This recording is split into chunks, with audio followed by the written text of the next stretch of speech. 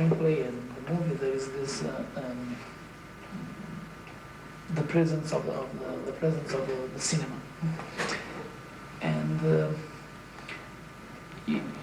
vampire Dracula is absolutely fascinated with cinema as science, and do you think somehow that cinema is something like a vampire? No, I don't at all, because I think cinema brings and gives to everyone, like all art. Art and cinema is nothing more than a kind of form of art which uses all the arts, like opera did in the old days, music, poetry, scenery. Cinema is like that, except it uses also all of the modern aspects of art and technology. But all art gives and really takes no price. You know, you think of music gives you so much, but it doesn't take anything. Yet you think, coffee, you drink coffee, it's good, but it makes you nervous. Drugs, in moderation, may have some good effects, but in the end, it poisons you.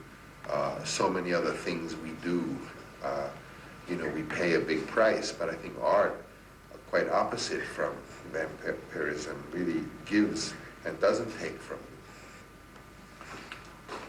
you. The first title of Bram Stoker's novel was The Undead. The Undead. Don't you think that cinema works, produces every time, in all moment, many undeads?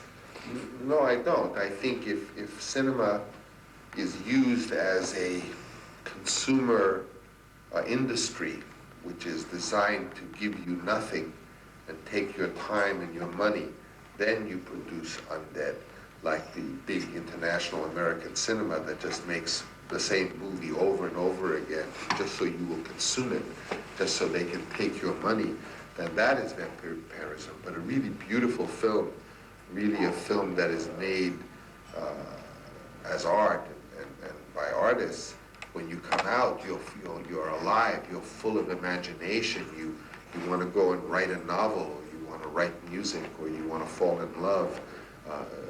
In that sense, as art, cinema is very stimulating and gives you memories that you have all your life, or even ideas, or even educates you about it. This is the purpose of cinema as art, is to bring you nutrition.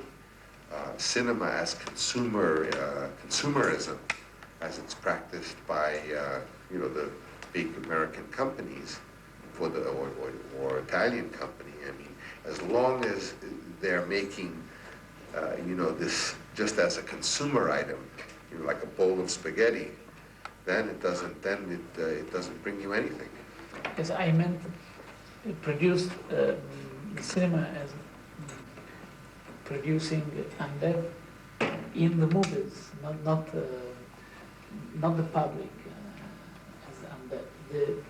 The never dying who are printed on the movies.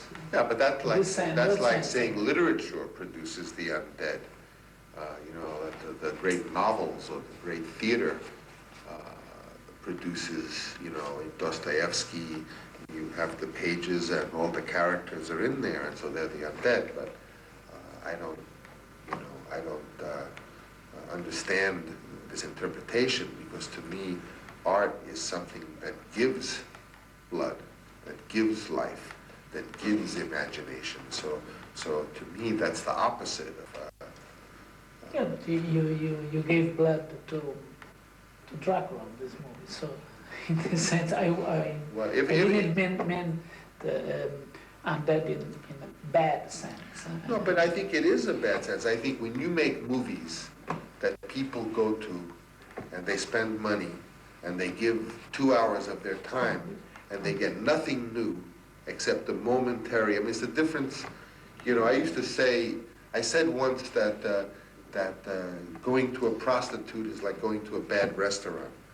It's like going to the cinema of the commercial cinema, because if it doesn't really give you more than what you gave it, I mean, you gave them $7 and you gave them 2 hours, but you come back with something that has made you happy to be alive and excited about doing things, then you really got something. And of course, for me, that's the definition. I hope, although Dracula is part of a, commercial film and makes money, it gives me money, but I hope that the people will look at Dracula, 5 years from now, 10 years from now, and think, oh, that's interesting, or I want to make a film myself. For me, the happiest thing that happens when you see a good film is you want to go out and make a film. And that's the way I always was. That's what made me want to make films. During the screening, too. Yeah. Just during, already during. Yeah, it's a very good. That is very, very good. I think that's a very good thing. And I love that part of it, but I hate it when I go to a movie and I say, well, I already saw this movie already, but it had, it was Humphrey Bogart, or now it's Tom Cruise, or, I hate that kind of thing. So you wasn't particularly fascinated by this contemporaneity, by the same, the idea is in the screenplay of the cinema? I put that in there because I like the idea that the cinema the was, year. the same year. And I like also, Dracula, he's been a vampire for 400 years in the story, so it means he lives in the castle. So what's he doing for 400 years in the castle waiting to come to London? The castle must have been breaking, and falling down. So I think, he was very interested, and he contacted Eiffel to come to Transylvania to put steel, to hold up his. So if you see in my sets in the movie, you see the castle. The castle is covered with steel, holding it up. Let's see if I find the picture of it. Yeah, see? You see, he goes into the castle, but it's all being supported by pieces, because Dracula loves science, because he has nothing to do but wait to get blood and think about science. Van Helsing, he's a scientist, but he loves magic. Yes. So the two characters are the same. Yeah, it's very surprising, very fascinating it's fantastic.